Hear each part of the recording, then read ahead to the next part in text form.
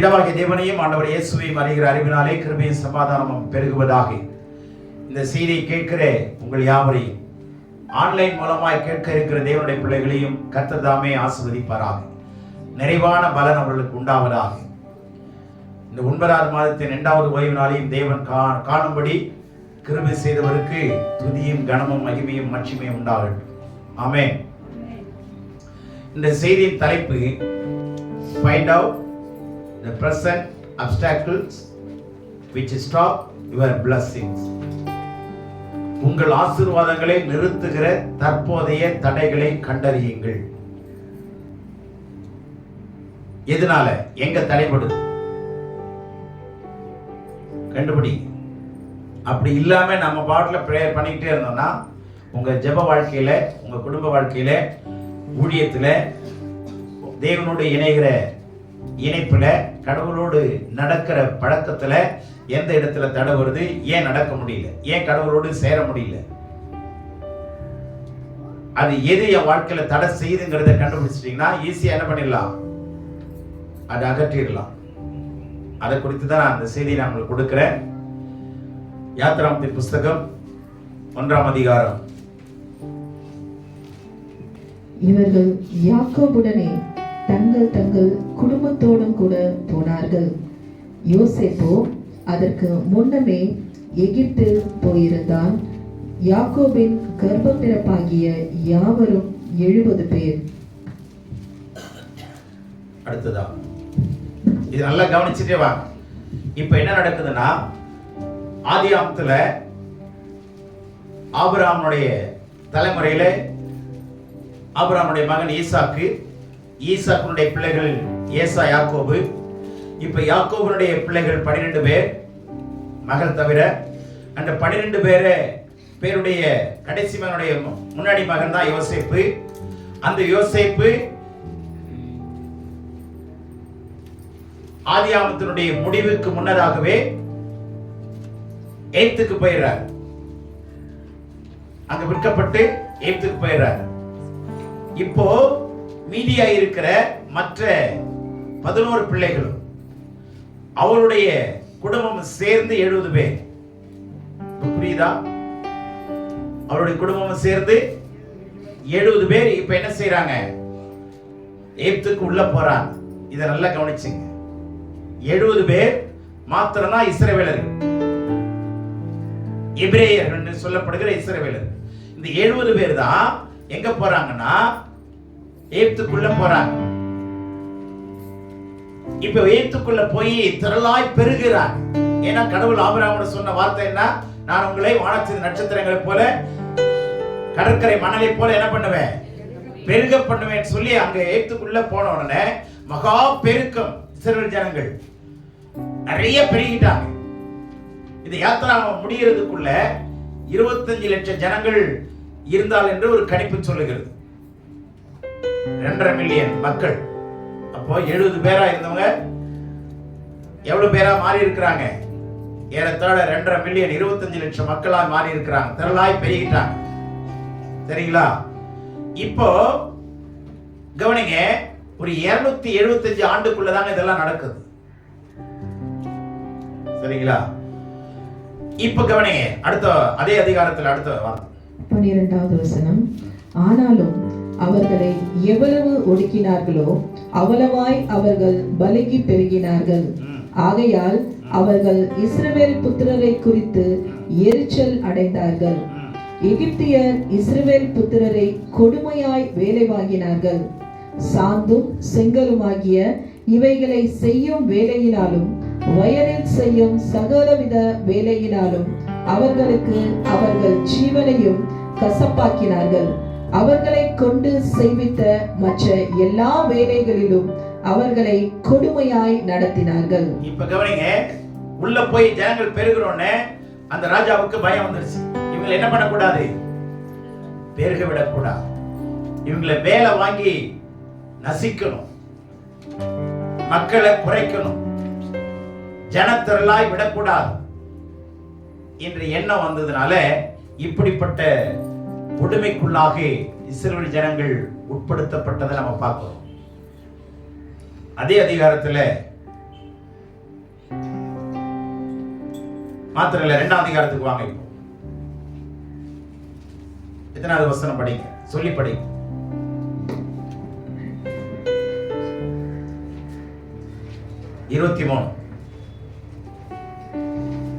சில காலம் சென்ற பின், இப்படி சில காலம் சென்ற பின் எகிப்தின் ராஜா மரித்தான். இஸ்ரவேல் புத்திரர் அடிமைத்தனத்தினால் தவித்து முறையிட்டுக் கொண்டிருந்தார்கள்.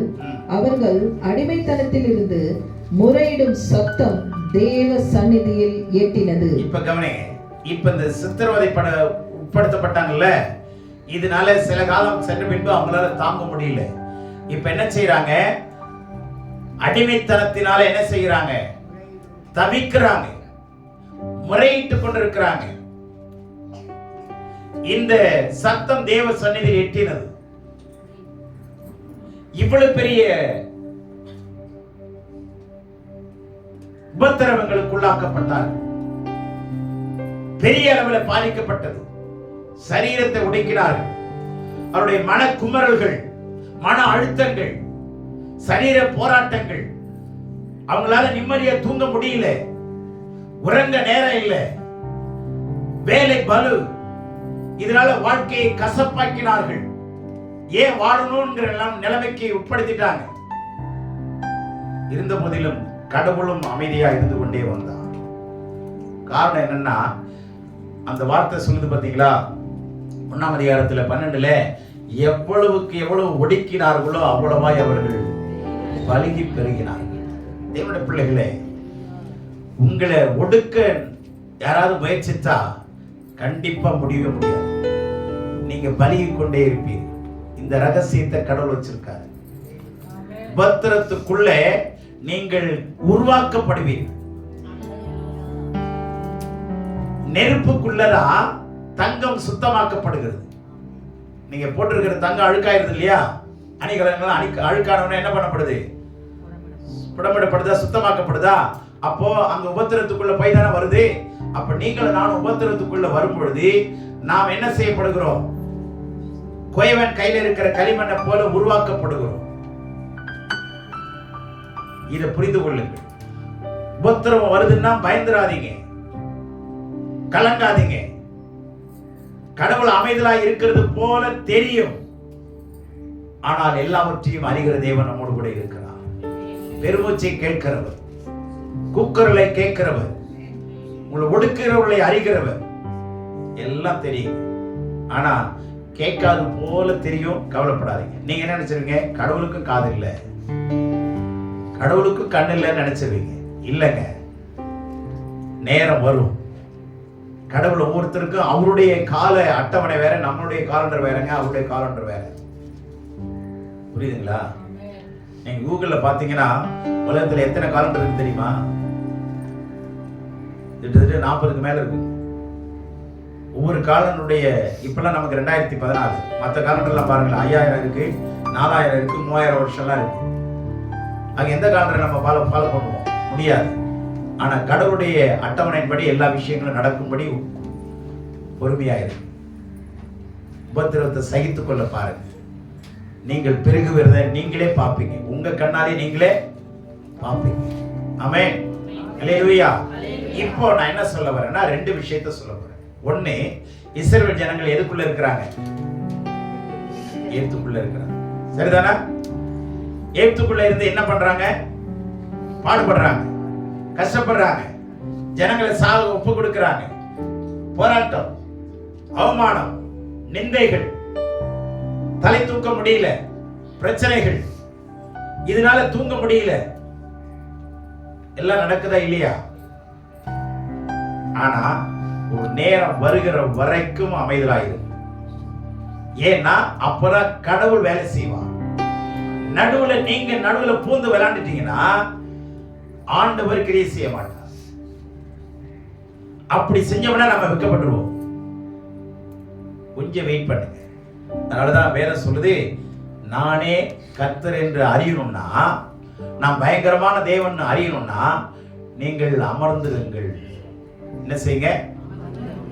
Wait upon the Lord. அமர்ந்திருங்கள். நீங்க சொல்லுங்க, போதும். உபத்திரம் வருதா? அதை புலம்பாதீங்க, முறுமுறுக்காதீங்க. இதெல்லாம் தப்பு. முறுமுறுக்காதீங்க, சந்தோஷமா ஏத்துங்க. அப்பதான் இந்த நிலைமையில தான் நான் என்ன பண்ண போறேன்? பெருக போறேன். இந்த நிலைமையில தான் என்ன பண்ண போறேன்? நல்ல கவனிங்க, விசுவாசம் வளருங்க. அந்த நிலைமையில தான் என்ன வரும்? விசுவாசம் வளரும். அதனாலதான் ஆண்டவர் சொல்றாரு, பதறாதே, விசுவாசிக்கிறவன் அதே சமயத்தில் உங்களை பட்னியாக விட மாட்டார்.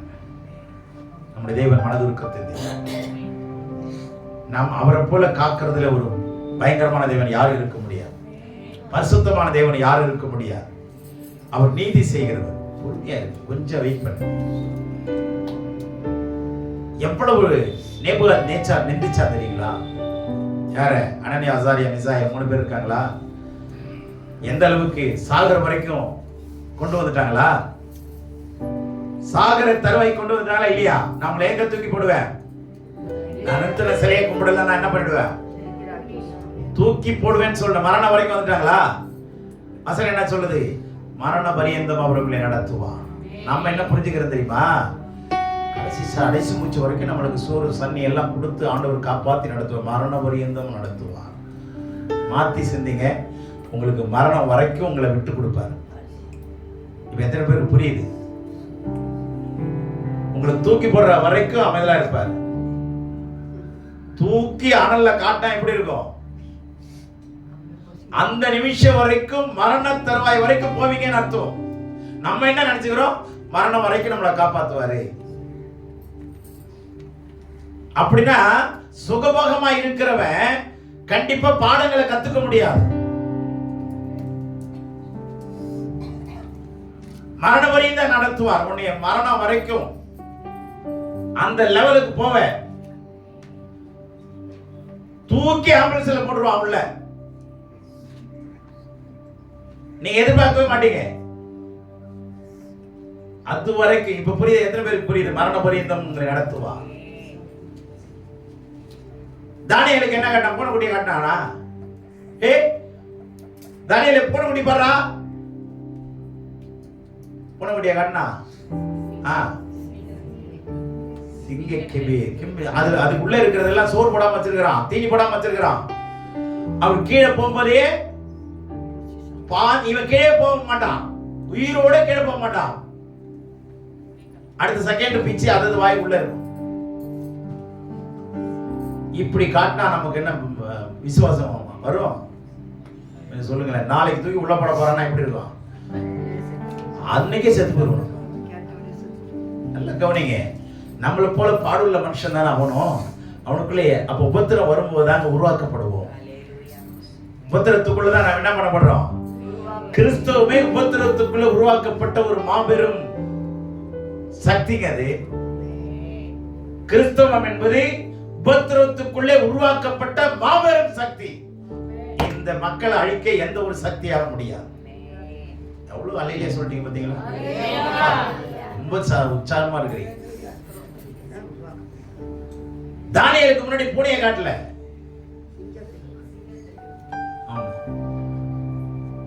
தேவனுடைய பிள்ளைகளே, மரணம் வரைக்கும் கொண்டு போகப்படுவீர்கள். மரண பரியந்தம் நடத்துவார். எத்தனை பேர் பாட்டு பாடுறோம்?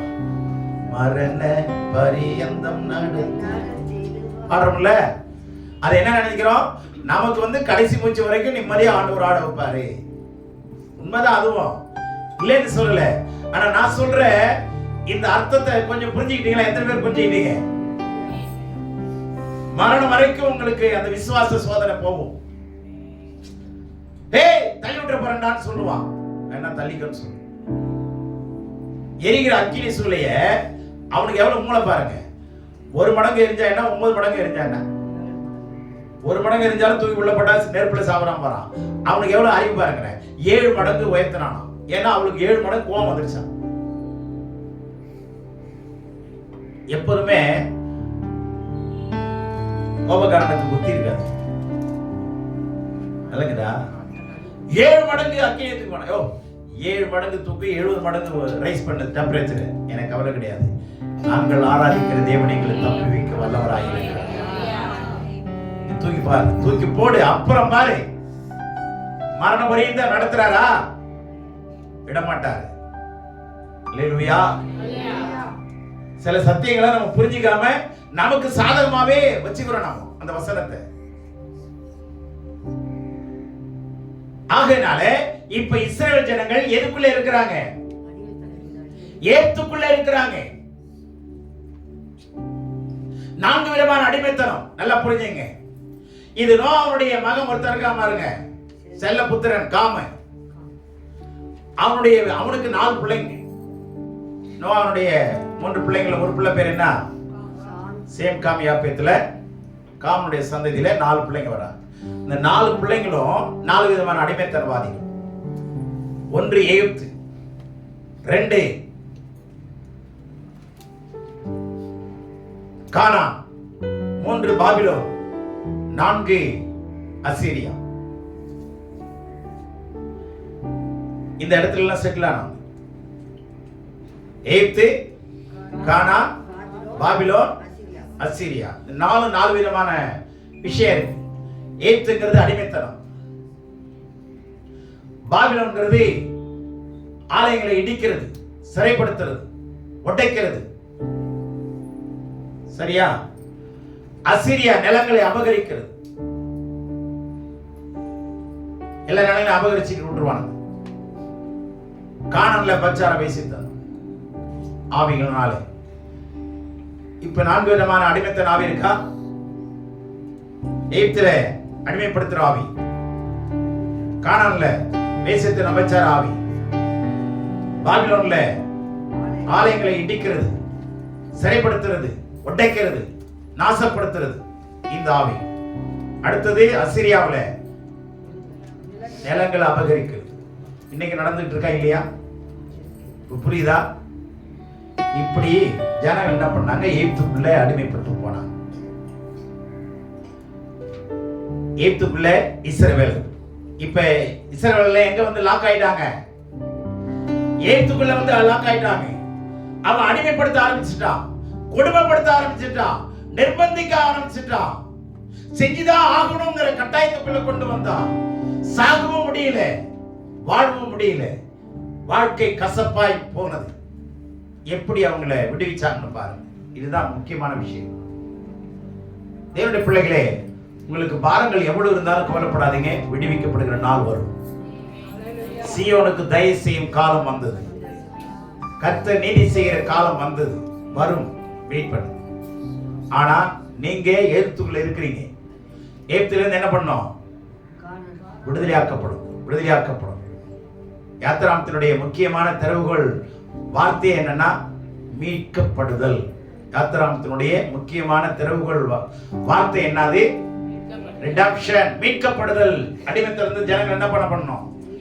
மீட்கணும். இப்ப ஜனங்களை மோசே மூலமா ஆண்டவர் என்ன பண்ணிட்டாரு? கொண்டு வந்துட்டாரா? எத்தனை வருஷம் கழிச்சு? 430 வருஷம் இருக்கு. ஆனா ஆபிரகாமுக்கு சொன்னது 400 வருஷம். 17 அதிகாரத்துல ஆதியாகமத்துல பாத்தீங்கன்னா ஜனங்கள் 400 வருஷம் அந்நிய தேசத்துல என்ன பண்ணப்படுவார்கள்? அடிமைப்படுத்தப்படுவார்கள். ஆண்டவர் சொன்னது அப்படியே நிறைவேறுது. ஆனா 430 வருஷம் எப்படி வந்தது அப்படின்னா, கடவுளுடைய கணக்கு என்னைக்குமே ராங்கா போவாது, என்னைக்குமே தவறாகாது. அவங்க போய் அடிமைப்பட்டது 400 வருஷம். இந்த 70 பேர் உள்ள போனாங்க இல்லையா? அங்க போய் எத்தனை வருஷம் ஆனாங்க? 400 வருஷம் சிறைவாசம், அடிமைத்தனம். ஆனா அதுக்கு முன்னாடி 30 வருஷம் யோசேப்பு போயிட்டாரா? அப்ப எத்தனை வருஷம்? இப்ப புரிஞ்சா? விளங்குதா? அதனால இப்ப 430 வருஷம் கழிச்சு தலைவர் மோசேயை கொண்டு ஆண்டவர் என்ன பண்ணிட்டாரு? வெளியே கொண்டு வந்துட்டார். வெளியே கொண்டு வந்தாரா? கொண்டு வந்து ஆண்டவரே நடத்திட்டு வந்தாரா? மோசே மூலமா, மோசேவின் தலைமையில நடத்தப்பட்டாங்களா? செங்கடல் பிளந்ததா? ஒரு வெட்டாந்தரையில் நடக்கிறது போல எல்லா இஸ்ரவேலையும் நடத்தி கொண்டு வந்தாரா? இந்த பக்க கரையில எல்லாரும் வந்துட்டாங்களா? அப்ப எல்லாரும் வந்த பிற்பாடு பார்வோனி அவன் சர்வ சேனையில உள்ள வந்தானா? பின்தொடர்ந்து வந்தான் இல்லையா? அப்போ அவங்க கடைசி ஆளு யாரு? பார்வோனுடைய சேனையினுடைய கடைசி ஆளு கடலுக்குள்ள வந்த உடனே இந்த இடத்துல இந்த பாதைக்குள்ள வந்த உடனே ரெண்டு பக்கம் நின்ற தண்ணி என்னாச்சு? மூடிப்பட்டதா? இவ்வளவு பெரிய அற்புதத்தை பார்த்தாங்களா இல்லையா? சாப்பாட்டுக்கு ஆண்டவர் தினந்தோறும் என்ன கொடுத்தாரு? மன்னா கொடுத்தாரா? அப்ப கவனிங்க, எல்லாவற்றையும் தண்ணியை கொடுத்தாரு, மன்னா கொடுத்தாரு, திராட்சை பழங்கள் ஈச்சம்பழங்கள், பேரிச்சம்பழங்கள் எல்லாத்தையும் கடந்து வந்தாங்க. பல விஷயங்கள் இருக்கு, நிறைய இடத்தை கடந்து வர்றாங்க. கடந்து வந்து யாத்ராம விரோதம் அதிகாரத்துல சட்டங்களை கொடுக்கிறார். ஏன்னா இவங்க கானான் தேசத்துக்கு போகணும். அப்ப போகும்போது சட்டத்திட்டம் இல்லாம போகக்கூடாது, சரிங்களா? அப்ப 3 விஷயம் நடந்தாகும். நல்லா கவனிங்க, இந்த எகிப்திலிருந்து கானானுக்கு போய் அந்த தேசத்தை பாலும் தேனும் ஓடுகிற நலமும் விசாலமான தேசத்திலே கொண்டு போய் சேர்ப்பேன் என்று வாக்கு பண்ணினார். இப்போ எங்க போய் சேரணும்? இவங்க எல்லாருமே கானானுக்கு போய் சேர்ந்து அங்க ஒரு பெரிய தேசமாய் மாறணும். அப்ப தேசமாய் மாறணும்னா என்னென்ன வேணும்னு ஆண்டவர் ப்ரீ பிளான் பண்ணி வச்சிருக்காரு. அந்த திட்டத்தை நம்ம புரிஞ்சுக்கிற வாய்ப்பு இல்லை. ஆனா இப்ப நான் சொல்றேன் 3 விஷயம். ஒண்ணு வந்து ஜனங்கள் போய் சேருகிற தேசம், அந்த தேசம் கானான்னு சொல்லிட்டாரு. இப்ப இந்த தேசத்துல போய் வாழணும்னா லேண்ட் வேணும். லேண்ட் வேணுமா இல்லையா? சரி, இந்த லேண்ட் தேசம் எல்லாமே ஆண்டவர் பொறுப்படுத்துக்குவார். இப்போ தெல்லாய் ஜனங்களையும் என்ன பண்றாரு? பெருக பண்றாரு. இப்ப ஜனங்கள் பெருக பெருக பிரச்சனை அதிகமாமா இல்லையா? குடும்ப கோளாறு வருமா இல்லையா? அதனால சட்டங்களை கொடுக்க ஆரம்பிச்சார் ஆண்டவர். பாருங்க, லா, லேண்ட் அண்ட் பீப்புள். ஜனங்களா, ஜனங்கள், சட்டம், தேசம், இது 3ஐயும் ஆண்டவர் கொடுத்துட்டாரு. இப்போ வழியில என்ன நடக்குதுன்னு பாருங்க. இப்போ 2 ராஜாக்கள் 17:15 இருந்து 18 பாருங்க. இங்க இஸ்ரவேல் ஜனம் பிரயாணப்பட்டுட்டே வராங்க. நான் சுருக்கமா சொல்றேன். பிரயாணப்பட்டுட்டே வரும்போது என்ன நடக்குது பாருங்க. எகிப்தின் ராஜாவாகிய பார்வோனுடைய கையின் கீழ் இருந்த தங்களை எகிப்து தேசத்திலிருந்து வர பண்ணின தங்கள் தேவனாகிய கர்த்தருக்கு விரோதமாக இஸ்ரவேல் புத்திரர் பாவம் செய்து அந்நிய தேவர்களுக்கு பயந்து நடந்து கர்த்தர் இஸ்ரவேல் புத்திரருக்கு முன்பாக துரத்தின ஜாதிகளின் வழிபாடுகளிலும் இஸ்ரவேல் ராஜாக்களின் வழிபாடுகளிலும் நடந்து கொண்டிருந்தார்கள். 17-14 அவர்கள் செவி கொடாமல் தங்கள் தேவனாகிய கர்த்தர் மேல் விசுவாசியாமல் போன கடின கழுத்துள்ள தங்கள் பிதாக்களைப் போல் தங்கள் கழுத்தை கடினப்படுத்தி அவருடைய கட்டளைகளையும் அவர் தங்கள் பிதாக்களோட பண்ணின அவருடைய உடன்படிக்கையையும் அவர் தங்களுக்கு திட சாட்சியாய் காண்பித்த அவருடைய சாட்சிகளையும் வெறுத்துவிட்டு வீணான விக்கிரகங்களை பின்பற்றி வீணராகி அவர்களை சுற்றிலும் இருக்கிறவர்களைப் போல செய்ய வேண்டாம் என்று கர்த்தர் தங்களுக்கு கட்டளையிட்டு விலக்கி இருந்த ஜாதிகளுக்கு பின் சென்று கர்த்தர் தங்கள் தேவனாகிய கர்த்தரின் கற்பனைகளை எல்லாம் விட்டுவிட்டு 2 கன்றுக்குட்டிகளாகிய வார்ப்பித்த விக்கிரகங்களை தங்களுக்கு உண்டாக்கி விக்கிரக தோப்புக்களை நாட்டி வானத்தின் சேனைகளை எல்லாம் பணிந்து கொண்டு பாகாலை சேவித்தார்கள். அவர்கள் தங்கள் குமாரரையும் தங்கள் குமாரத்திகளையும் தீக்கடக்க பண்ணி குறிக்கேட்டு நிமித்தங்கள் பார்த்து கர்த்தருக்கு கோபம் உண்டாக்க அவர் பார்வைக்கு பொல்லாப்பானதை செய்கிறதற்கு தங்களை விற்று போட்டார்கள். எவ்வளவு வல்லமையா ஓங்கிய பயத்தோடு பலத்த கரத்தோடு பயங்கரமான தேவனாக இருந்து இவ்வளவு பெரிய ராஜா சர்வாதிகாரியாகிய ராஜாவினுடைய கையில இருந்த மக்களை விடுவிச்சு மோசேயின் தலைமையின் கீழே கொண்டு வந்து அவர்களை ஆதரித்து பாதுகாத்து பராமரித்து தாங்கி ஏந்தி தூக்கி சுமந்து பகலிலே மேகஸ்தம்பம் இரவிலே அக்கினி ஸ்தம்பம் ஆகாரம் பாதுகாப்பு எல்லாவற்றையும் குறைவில்லாமல் கொடுத்து நடத்திட்டு வந்தா இப்ப என்ன பண்ணுதுங்க? என்னென்ன பாருங்களேன். ரொம்ப 15ஆம் வசனத்துல கட்டளைகளை உடன்படிக்கையும் ஜடசாட்சியாக காண்பித்தவருடைய சாட்சிகளையும் வெறுத்து, கட்டளைகளை உடன்படிக்கை திரளான சாட்சி வெறுத்து,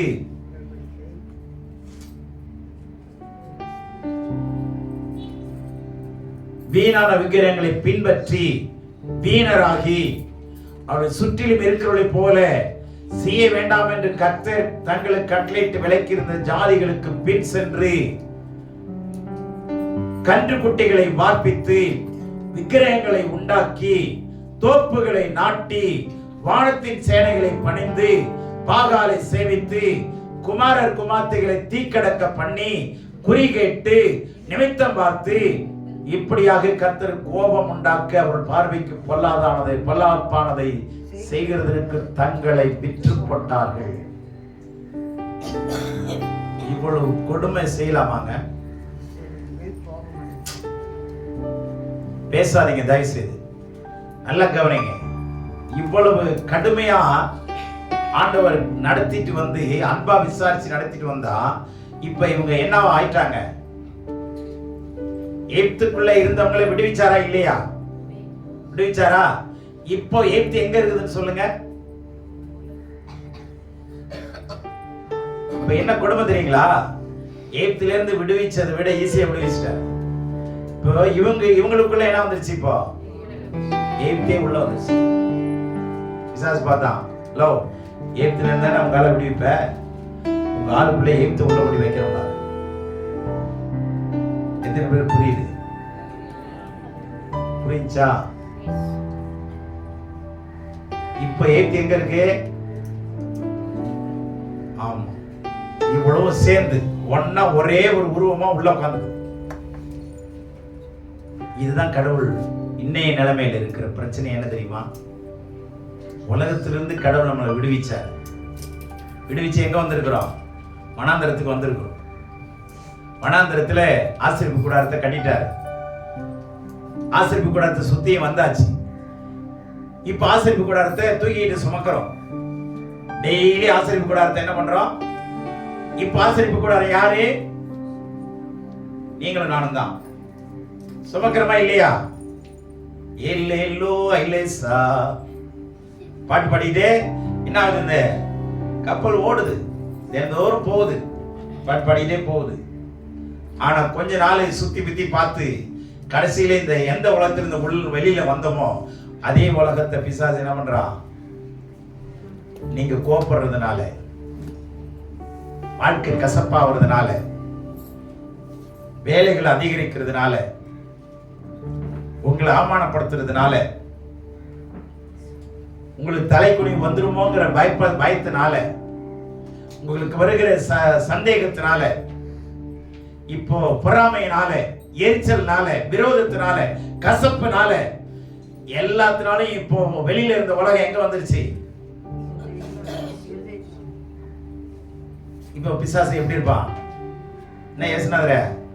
உங்க ஆளுங்களை எகிப்துல இருந்து வெளியே கொண்டு வந்து இல்ல, இப்ப பாத்தியா வச்சு செய்யற பத்தியா? இப்போ என் உலகமே எங்கதான் இருக்குது? நீ படிச்சுக்கிற வாழை உள்ள கொண்டாந்து சேஃபா வச்சுட்டேன். எப்படி இருக்கான்னு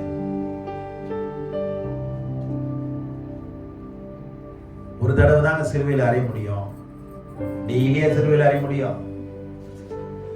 இஸ்ரவேலர்கள் எகிப்துக்குள் இருந்தார்கள். ஆனால் எகிப்தோ இஸ்ரவேலருக்குள்ள இருக்கிறது தான் பிரச்சனை. இப்ப எந்த தலைவனை வச்சு உள்ள இருக்க கொடுக்கிறது? ஒவ்வொரு உள்ளத்திலையும் எகிப்து உள்ள இருக்குதா இல்லையா? எனக்கு எகிப்தே இல்லைன்னு சொல்லுங்க பார்க்கலாம். நான் சொன்னது புரியுதா? எகிப்து இருக்கா இல்லையா? இதாங்க பிரசன்ட் ஆப்ஸ்டக்கிள்ஸ், பேரியர். தற்போதைய பிரச்சனை என்ன? நீங்க எகிப்திலிருந்து வந்தது உண்மை, கர்த்தர் உங்களை விடுவிச்சது உண்மை, அற்புதங்கள் செய்தது உண்மை. ஒங்கே பயத்தினாலும் பலத்த கரத்தினாலும் கடவுள் உங்களை விடுவிச்சு நடத்துறது உண்மை. ஆனா எனக்கு ஒரு வார்த்தை ரொம்ப அற்புதமா எனக்கு உபாகமத்துல பிடிச்ச வார்த்தை என்னன்னா, அதை நான் படிக்கிறேன். 4ஆம் அதிகாரம் படிங்க. 34 உபாகமத்தின் புஸ்தகம் 4:34.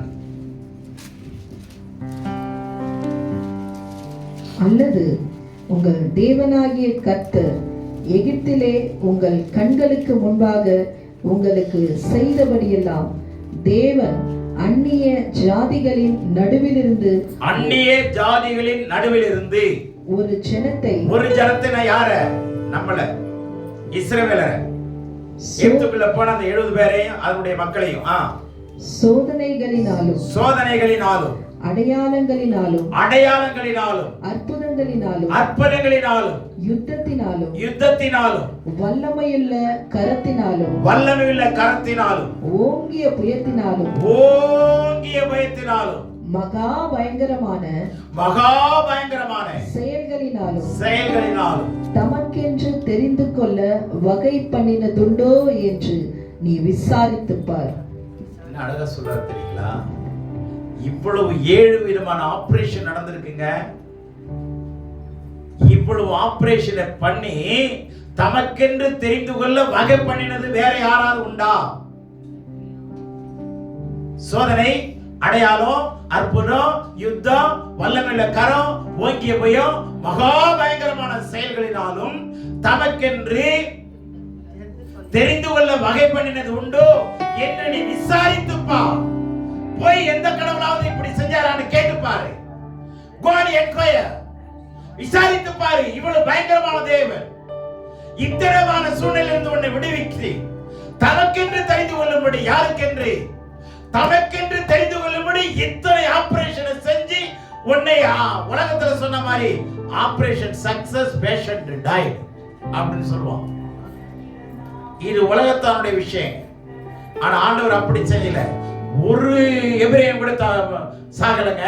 எல்லாத்தையும் வெளியே எடுத்துட்டு வந்தாரு. ஆமென். முழு வேகத்தோடு, பயங்கரமான பயத்தோடு, ஓங்கிய பயத்தோடு இத்தனை விஷயங்களை பண்ணி தமக்கென்று தெரிந்து கொள்ளும்படி வகை தேடியவன் வேற யாராவது உண்டான்னு நீங்க உலகத்துல போய் கேட்டு பாடுறாங்கிறாரு. விசாரிச்சு பாரு. நீ ஆம்பளையா இருந்தா விசாரிச்சு பாருன்னு சொல்ற மாதிரி சண்டை கூப்பிடுவாங்க. அம்மா இருங்க, அடியே வாடி பாருங்க, தனியா கூப்பிட்டு பாருங்க, சண்டைக்கு கூப்பிடுவாங்க பாருங்க. அந்த மாதிரி ஆண்டவர் சொல்றாரு, முடிஞ்சா நீ விசாரித்து பாரு. என்ன மாதிரி ஒரு வல்லமையான தெய்வம் இருக்கிறாரான்னு விசாரிச்சு பாரு.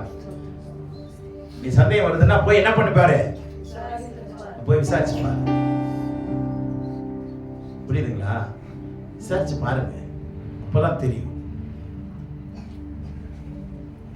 இப்படிப்பட்ட பயங்கரமான கடவுள் வேற யாரும் இருக்க முடியாது. இப்படி எகிப்திலிருந்து பிரிச்சு உள்ள கொண்டு வந்த, வெளியில கொண்டு வந்தா இப்போ இதுக்கு வழிகாட்டினது யாருதான்? ஐயா ஆரோன் தான். ரொம்ப வாழ்த்தணும். நல்ல கவனிங்க. ஆரோன் போய் ஜனங்க சொல்றாங்க, முதல்ல மலையில போய் நிக்கிறாரு நம்ம ஐயா மோசே, ஆண்டவருடைய சத்தத்தை கேட்கறது. அப்போ ஜனங்க வர தாமதம் ஆனோன்னு ஜனங்க போய் அம்மா ஆரோன் சொல்றாங்க, ஐயா எங்க தலைவருக்கு என்ன கதி ஆனவரோ தெரியல, என்ன நடந்துச்சோ தெரியல, அவர் வர தாமதிக்கிறார், எங்களை வழி நடத்துகிற தெய்வம் உன்னை ஏற்படுத்தினா என்ன சொல்லிருக்கணும்? பாத்தீங்களா? இன்னைக்கு இருக்கிற போதகர்கள் சரியான படியில் பேதர்களாய் இருக்கிறதுனாலதான். போதகர்கள் எப்படி இருக்கிறாங்க? பேதர்களாய் இருக்கிறாங்க. ஜனங்களை சரியா வழி நடத்தல, கண்டிக்கல. ஏய், யாரோட பார்த்து கடவுள் உண்டாக்குன்னு சொல்ற? உண்டாக்குனவர் அவரு தாண்டா. நீ எப்படா நீ கேட்கலான்னு கேட்கணுமா இல்லையா? ஏன் தெரியுமா? ஜனங்களோடு எப்போ உறவு ஊழியக்காரனுக்கு ஏற்பட்டுச்சோ அப்பவே கண்ணுக்குட்டி ஆயிட்டான்னு அர்த்தம். மோசே மாத்திரம் யாரோட சேரல? ஜனங்களோடு சேரல. இதே ஆர்வம் எடுத்துங்க. இதை தாண்டி இன்னொரு ஆள், தனி ஒரு ஆள் இருக்கிறான் தெரியுமா? யாரு அவன்? ஏங்க ஜனங்களோடு சேரல? ஜாதிகளோடு கலவாமல் இருப்பார்கள். என் ஜனங்கள் யாரோட சேர மாட்டான்? இஸ்ரவேல் தனித்து வாசம் பண்ணும். ஜாதிகளோட கலவாமல் தனித்து சுகமாய் வாசம் பண்ணும். தேவனுடைய பிள்ளை, ஜாதிகளோட இருங்க, ஆனா தனிச்சிருங்க. ஆனா தனியா இருந்துறாங்க. புரியுதா உங்களுக்கு? ஐசோலேட் பண்ணிடாதீங்க, செப்பரேட் பண்ணிருங்க. ரெண்டு வித்தியாசமான வார்த்தை சொல்ல நேரம் இல்லை, முடிக்கிறேன். நல்லா கவனிங்க. ஆரோன் என்ன சொல்லி இருக்கணும்? தடை பண்ணிருக்கணுமா இல்லையா? ஏன்? ஜனங்களோடு சேர்ந்து இருந்ததுனாலதான். எதை கொண்டு வந்துட்டான்? கண்ணுக்குட்டியை கொண்டு வந்துட்டானா? இப்ப ஜனங்கள்லாம் சேர்ந்து வணங்க ஆரம்பிச்சுச்சா? இப்ப ஆரோன்ல இருந்து ஜனங்களை சேர்ந்து எல்லாம் பணிபுடியா மாறிடுச்சு. கண்ணுக்குட்டி எல்லாம் சேர்ந்து என்னவா மாறிடுச்சு? பணிபுடியா மாறிடுச்சு. கடவுள் சொல்றாரு, அப்பா மோசே, ஆள் இருக்கிறான் பாத்தியா, சூப்பரான ஆளு, படுபாவி, எல்லாரையும் நிர்வாணமாக்கி வச்சிருக்கான். அந்த வார்த்தை இருக்குங்க, எல்லாரையும் என்ன ஆக்கி வச்சிருக்கிறானா? நான் நல்லா தான் படிச்சேன். ஆதாமே யாவாலை மகிமையை அப்படியே நிரப்பி வச்சேன். படுபாவி கீழ்ப்படியாம தின்னுட்டு எல்லாம் நிர்வாணமா நிக்குது. எங்க தோட்டத்திலேயே. அங்கேயும் ஆண்டவர் அவமானத்தை மாத்தினார். இப்படி ஒவ்வொரு நாளும் வீட்டுக்கிட்டே வராருங்க. நல்ல கவனிங்க, ஆண்டவருடைய நடத்துதலை கவனிங்க. அவருடைய நடத்துதல் அதிசயமா. ஆமென், அல்லேலூயா. ஆகவே நம்ம ஒரு நல்ல பாட்டு பாடுறோம், துதித்து பாடின பாத்திரமேங்கிற அந்த பாடல்ல அவர் நடத்துதல் அதிசயம் பாடுறோமா இல்லையா? சிந்திச்சு பாருங்க. இப்படி வழி நடத்தி கொண்டு வந்த தெய்வத்துக்கு கண்ணுக்குட்டியை உருவாக்கினா எப்படி வேதனை இருக்கும்? வேதனை இருக்குமா? கோபம் வருமா வராதா? தேவ கோபம் வரும் பொழுது சாபமும் சேர்த்து வரும். நல்லா புரிஞ்சுங்க. தேவ கோபம் எழும்பும் போது தேவ சாபமும் குடும்பத்துக்குள்ள வரும். மறந்துடாதீங்க. உலகம் உள்ள இருக்கக்கூடாது. நித்திய உலகம் தான் கடவுள் உள்ள வச்சார். நித்திய உலகத்தை உள்ள வச்சார். ஆனா பிரசங்கி 3:11 தப்பா இருக்கு. தேவன் அவருடைய உள்ளத்துல உலகத்தை வைத்தார்னு இருக்கு. அது தவறு. நித்திய உலகத்தை வைத்தாருங்கிறது தான் ஒரிஜினல் பாஷையில் இருக்கிற வார்த்தை. ஆண்டவர் உலகத்தை எல்லாம் உள்ள வைக்கல. எதை வச்சாரு? நித்தியத்தை உள்ள வச்சார். இப்ப கவனிங்க. இப்ப ஜனங்களுக்குள்ள என்ன வந்துருச்சு? எய்த்து உள்ள போயிருச்சா? இப்ப ஒரு விஷயத்த சொல்றேன். ஒரு மகன் அப்பா கிட்ட கேட்கிறான், அப்பா எனக்கு நாய்க்குட்டி வேணும், ரொம்ப அழகான நாய்க்குட்டி விற்கிறாங்க, நான் போய் வாங்கி ஆகணும், எனக்கு காசு கொடு. சரின்னு காசு கொடுத்தார். ஒரு பேக் எடுத்துக்கிட்டான், வயர் பேக் எடுத்துக்கிட்டான். காசை எடுத்துக்கிட்டா, பேக் எடுத்துக்கிட்டா, நேரா போறான். அவன் போற வழியில விளையாட்டு கிரவுண்ட் இருக்கு. பசங்கள்ட்ட சொல்றான், நான் போய் எனக்கு கிஃப்ட் ஒன்று எங்க அப்பா கொடுத்தா, நான் போய் வாங்க போறேன். சரி வாங்கிட்டு வாடா. போய் நல்ல காசு கொடுத்து அழகா நாய்க்குட்டியை வாங்கி அந்த பையில வச்சுட்டு வரான். வரும்போது பிளே கிரவுண்ட் இருக்கு. இந்த பேக் அங்க வச்சுட்டு விளையாட ஆரம்பிச்சிட்டான். ஜனங்களோட பசங்களோட விளையாண்டுட்டு திரும்பி அந்த பேக் எடுத்துட்டு வீட்டுக்கு போறான். வீட்டுக்கு போனா அப்பாட்ட சொல்றான், அப்பா நல்ல நாய்க்குட்டி வாங்கிட்டேன், ரொம்ப அழகா இருக்கு. அப்படியாப்பா, ரொம்ப சந்தோஷம், காட்டு அப்படின்னு. உள்ள கை விட்டு எடுத்து பார்த்தா பனிக்குட்டியாது. என்னடா நாய்க்குட்டியை வாங்கிட்டு வர சொன்ன, என்னடா வாங்கிட்டு வந்திருக்கிறேன்? எப்படா நீ இதை வாங்கின? இல்லப்பா, நான் வாங்கினது என்னதான்? நாய்க்குட்டி தான். ஏய், நாய்க்குட்டி தானே. இப்ப நீ காட்டுறது என்னது? பன்னிக்குட்டி. எப்படா மாறிச்சு? அதான்ப்பா தெரியல. மாத்திட்டோடா போய். சரி திருப்பி எடுத்துட்டு போறான். திருப்பி போற வழியில திரும்பி பசங்க விளையாடுறாங்க. அங்க பேக வைக்கிறான். திரும்பி விளையாண்டுட்டு திரும்பி பேக் எடுத்துட்டு போய் அந்த கடைக்காரன்ட்ட கோவமா கேட்கறான், யோ நான் உன்ட்ட நாய்க்குட்டி தானே கேட்டேன், நீ என்னையா குட்டி வச்ச அப்படின்னு. ஏய், நான் நாய்க்குட்டி தாண்டா கொடுத்தேன். இல்லைங்க பாரு, பன்னிக்குட்டி. ஏய், எப்படா பன்னிக்குட்டி உள்ள வந்துச்சு? இவனுக்கு ஒரே பிரச்சனை ஆகி போச்சு. அவன் நாய்க்குட்டி, என்ன பன்னிக்குட்டியே கிடையாது கடையில், நான் எப்படா அவனுக்கு கொடுப்பேன்? பாரு, எங்கேயாவது பன்னிக்குட்டி மறைச்சு வச்சிருக்கான பாரு. ஆனால் இல்லை. இப்போ என்ன பிரச்சனை? எப்படா மாறிச்சுன்னு தெரியல. எங்க மாறிச்சு? இப்போ கிரவுண்ட்ல மாத்திட்டான். பன்னிக்குட்டி எடுத்துட்டு நாய்க்குட்டி வைக்க, நாய்க்குட்டி வச்சுட்டு பன்னிக்குட்டி வச்சுட்டான். இப்ப எங்க மாறுது? வழியில மாறுது. இது மாதிரிதான் எகிப்தியர்கள் என்ன ஆயிட்டாங்க? வழியில கண்ணுக்குட்டியா மாறி கடைசியில பனிக்குட்டியா போயிடுச்சு. இப்போ இந்த சுபாவம் உள்ளே இருக்கு, நாய் சுபாவம் உள்ளே இருக்கு. மத்தேயு 7 சொல்றாரு, நாயை பத்தி சொல்றாரு. மத்தேயு 7 முதல் அதிகாரத்துல அந்த முதல் வசனம் எல்லாம் பாத்தீங்கன்னா, அடுத்தது பன்னியை சொல்றாரா இல்லையா? இந்த நாயையும் பன்னியையும் ஏன் கொண்டு வரணும்? இத சொல்லிவிட்டு தான் 7ஆம் வசனத்தை சொல்றாரு. 7ல இருந்து வசனத்தை பாத்தீங்கன்னா, நான் உனக்கு முட்டையை கேட்டா தேலை கொடுப்பேனா, மீனை கேட்டா பொல்லாதவர்கள நீங்கள் உங்கள் பிள்ளைகளுக்கு நல்ல ஈவுகளை கொடுக்க அறிந்திருக்கும் போது பரலோகத்தில் இருக்கிற பிதா தம்மிடத்தில் வேண்டிக் கொள்வர்களுக்கு நன்மையானவை கொடுப்பது. பொல்லாதவனா நீயே உன் பிள்ளைக்கு நல்லதை கொடுத்தியனா? பொல்லாதவனா நீயேன்னு சொல்லுங்க பார்க்கலாம், நானேன்னு சொல்லுங்க.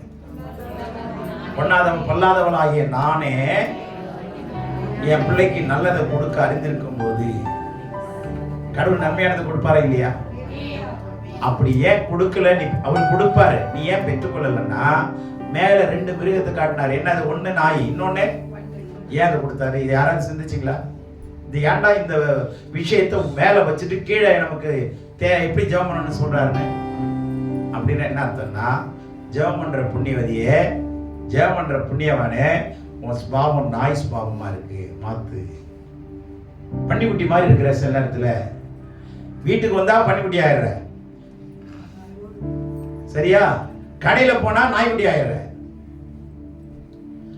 என்ன குட்டி தான் நீ சொல்லு? வீட்டுக்கு வந்தா நாய்க்குட்டி என்னவா மாறிடுது? பன்னிக்குட்டியா மாறிடுது. ஆனா கடைக்கு போனா இந்த குட்டி என்னவா மாறிடுது? நாய்க்குட்டியா மாறிடுது. தேவனுடைய பிள்ளைகளே, இப்ப பிரச்சனை இதுதாங்க. தற்காலத்து பிரச்சனை என்ன குட்டின்னு கண்டுபிடிங்க. உள்ளுக்குள்ள நாய்க்குட்டி இருக்குதா, பன்னிக்குட்டி இருக்குதா, என்ன குட்டின்னு கண்டுபிடி. இது இருக்கிற வரைக்கும் உங்க ஜெபம் கேட்கப்படாது. எகிப்தை தாங்குகிறவன் விழுவான், எகிப்தை தாங்குகிறவன் விழுந்து போவான். என்னுடைய பிள்ளையே, உள்ளத்துக்குள்ள எகிப்து இருக்க கூடாதுங்க, உள்ளத்துக்குள்ள நித்திய ஜீவன் இருக்கும். ஆமென். இப்போ கவனிங்க, முடிக்கிறேன். இப்போ எகிப்திலிருந்து இருந்து வெளியே வந்தாச்சு, சரீரத்தினுடைய வந்தாச்சு. இப்போ நம்ம உலகத்திலிருந்து சபைக்குள்ள வந்துட்டோமா இல்லையா? இதுக்கு எந்த தலைவர் நமக்கு பாடுபட்டு இந்த மீட்பை கொடுத்தாரு? அன்னைக்கு மோசே, இன்னைக்கு இயேசு சிலுவையில பாடுபட்டு நம்ம உலகத்திலிருந்து எங்க கொண்டு வந்துட்டாரு? சபைக்குள்ள கொண்டு வந்து அழகழகா உட்கார வச்சிருக்கிறார். அல்லேலூயா. அழகழகா உட்கார வச்சிருக்கிறார். அவருடைய சாயலை வச்சு கொண்டாந்து வச்சிருக்கிறார். இப்ப நடுவுல பிரயாணிச்சு இதெல்லாம் என்னவா மாறிடுச்சு? இப்போ என்ன கேவலமான நிலைமை பாரு. உள்ளுக்குள்ள உட்கார்ந்து இருக்குது. இப்ப குட்டி குட்டி குட்டியா உட்கார்ந்து இருக்குது உள்ளுக்குள்ள. இப்போ இதை எடுக்கிறதுக்கு ஆண்டவர் சொல்ற விஷயம் என்னங்கறத நான் சொல்றேன். உலகத்திலிருந்து கடவுளுடைய மீட்பு சிலுவை வழியா வந்துருச்சு. ஏத்திலிருந்து விடுதலை ஆக்கி உள்ள கொண்டு வந்துட்டாரு. எதுக்குள்ள? சபைக்குள்ள. இப்ப என்ன சொல்றாரு? சபைக்குள்ளனா இந்த கட்டடத்துக்குள்ள நீங்களே சபைன்றாரு. நீங்க நான் என்ன ஆயிட்டோம்? ஆலயம் ஆயிட்டோமா இல்லையா? கடவுளுடைய ஆலயம் ஆயிட்டோமா இல்லையா? ஆனா இந்த ஆலயத்துக்குள்ள என்ன இருக்குது? எதை விட்டு வெளியே வந்தோமோ அதுதான் உள்ள இருக்கு. எதை விட்டு வெளியே வந்தோமோ அதுதான் வேற வழியா உள்ள போயிடுச்சு. எப்படி? சிந்தனையினால, பலவிதமான தீய நோக்கத்தினால, பாவமான சீனரியினால. அதுக்கு எல்லா ஆப்பும் வச்சிருக்கிறாங்க, நிறைய ஆப்பு வச்சிருக்கிறாங்க. இப்போ ஒன்னொன்னா புதுசா கண்டுபிடிக்கிற ஆப்பு. ஏன்னா இருக்கிற ஆப்பு பத்தாது. எல்லாம் அவனே என்ன பண்ணிக்கிறான்? இப்போ அவங்களே ஆப்பு வச்சுக்கிறாங்க. இதனால இப்போ ரெண்டாவது உள்ள வந்துட்டு பிற்பாடு திரும்பி சிலுவை பாடுக்கு போக முடியாது. புரிஞ்சதா? இப்போ ஆத்ம மீட்பு அடையணும்னா நீங்க சத்தியத்தை அறிவீர்கள், சத்தியம் உங்களை விடுதலையாகும். முடிக்கிறேன். எத்தனை பேருக்கு புரியுதுன்னு தெரியல. இந்த என்னாகமம் 11:5 மாத்திரம் படிங்களேன். நல்ல ஒரு வார்த்தை. என்னாகமம் 11:5, ஏசாயா 1:8, முன்னர பாட்டு 4:12 பாருங்க. ரொம்ப அழகா முடிக்கிற பாருங்க. என்னாகமம் 11:5 பாருங்க.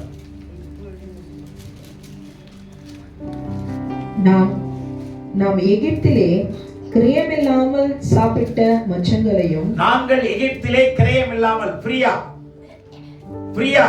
கிடைச்ச மச்சங்கள்னா மீன்கள், வெள்ளரிக்காய்களையும், மீன்களையும் வெள்ளரிக்காய்களையும், கும்மட்டிக்காய்களையும், கீரைகளையும், வெங்காயங்களையும், வெள்ளை பூண்டுகளையும் நினைக்கிறோம். எதை நினைச்சா பாத்தீங்களா? படுபாவி. நீங்க படிக்கும்போது எப்படி இருக்குன்னு உங்களுக்கு வயிறறிய வேணாம்.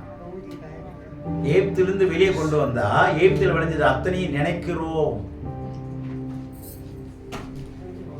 சூடு சொரணை எல்லாமே போயிடுச்சா இல்லையாங்க? சொல்லுங்க, எல்லாமே போயிடுச்சா இல்லையா? எல்லாரும் சொல்லுங்க. சூடு சொரணை எல்லாம் போயிடுச்சா? எதை நினைக்கிற?